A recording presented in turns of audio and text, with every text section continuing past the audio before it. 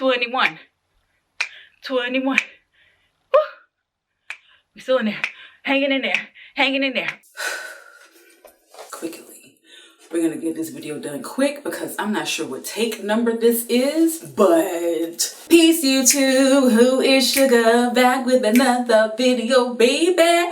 And as you saw from the title, we're going to talk about books. Now, before I get into what I want to talk about, if you missed my bookshelf tour video, I'm going to link it down below. I'm just showing you all the books and other miscellaneous items that I have on 2 of the bookshelves that live in my office. While I was editing that video, it got me to thinking how I have not read as many books this year as I had in previous years. And I'm not sure what is happening in my life. Well, 2020 is what's happening. And I just don't have that thing that makes me want to read anything other than what I'm currently working on. But it has not stopped me from reading books.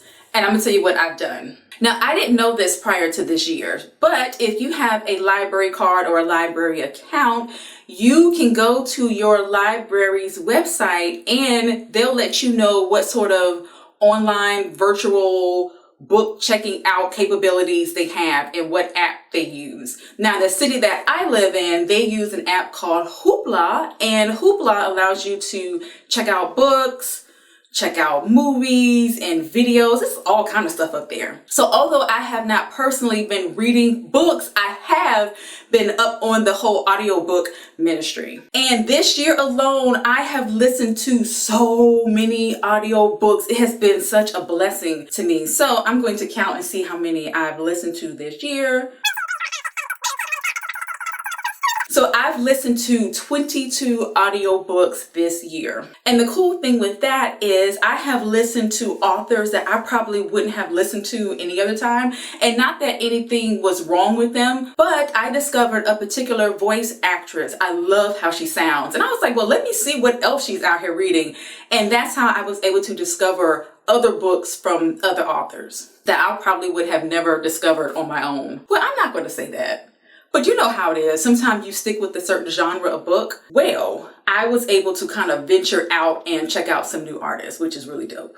And initially, I was concerned that the authors weren't getting paid because I didn't know how any of this stuff works. So with some of the books that I have listened to, I would then turn around and buy them just to support. But I discovered that HOOPLA uses a transactional model and a sale is triggered whenever a reader borrows one of their titles. So that is so dope that the author is still getting paid, although we are not necessarily paying for the book. It's amazing. Another thing that I did is I went and looked at all the books that I own that I have not read yet, and I found some of the titles on HOOPLA so that I can go ahead and read them.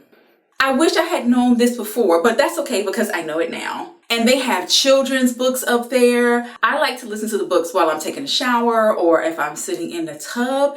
It's just really good. Like, I'm so glad that I found this, and I've been trying to put everybody onto it. So now I'm putting you all onto it if you don't know already. So go ahead, get your library card. If you don't have it, go to your library's website and see what sort of digital resources that they have and check it out. And it's free. Good stuff. So that is it for this video. I hope that it has been helpful. If you have not done so, subscribe to my channel. I'm uploading videos every single day, and I will see you all tomorrow. Be blessed. Peace.